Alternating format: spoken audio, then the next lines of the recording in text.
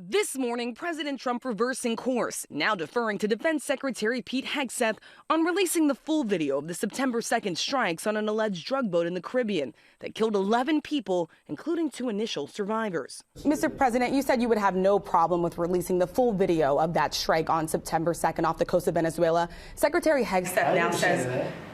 You said that. I didn't say that. This is ABC fake news. You said that you would have no problem releasing the full bit. Okay, well, Secretary Hegseth... Whatever Hegseth wants to do is okay with me. But just last week, President Trump said he had no problem making the video public. I don't know what they have, but whatever they have, we'd certainly release. No problem. So far, the Pentagon has released 22 videos of strikes on alleged drug boats. But it's the video of the September 2nd strike that killed 2 survivors that's drawing increased scrutiny. Hegseth says he won't commit to releasing it. Whatever we were to decide to release, we'd have to be very responsible about. So we're reviewing that right now. On Capitol Hill, Democrats who viewed the video demanding for it to be released, describing it as showing an attack on 2 defenseless survivors, which would violate international law. The president now says he's seen the video, but when I asked if the American people would get that chance... Are you committing to releasing the full video?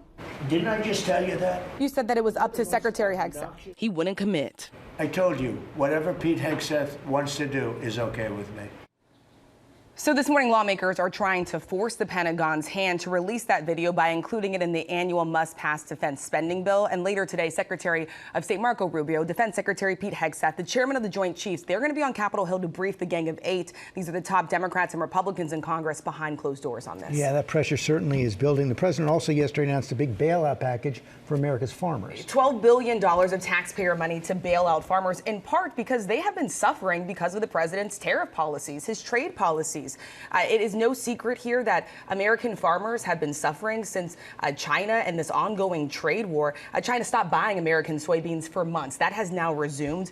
But farmers out there say they're still feeling the pinch. This is not the first time that the president has had to bail out farmers. Remember, his first term, $20 billion the president spent to bail out farmers back then because of his trade policies, too. We do remember that. But continuing on with the trade wars, the president is opening up chip exports to China. Yeah, he is allowing and greenlighting the sale of NVIDIA's AI chips to China. And the president says this is going to strengthen manufacturing. But Democrats have serious concerns about this. They say this is only going to give China the upper hand when it comes to AI. In a statement, they said this is going to lead to more effective cyber attacks against American businesses and attack critical infrastructure here in the U.S. All right, you're going to stay on top of it. Good having you at the desk here with us, Rachel. Thank you.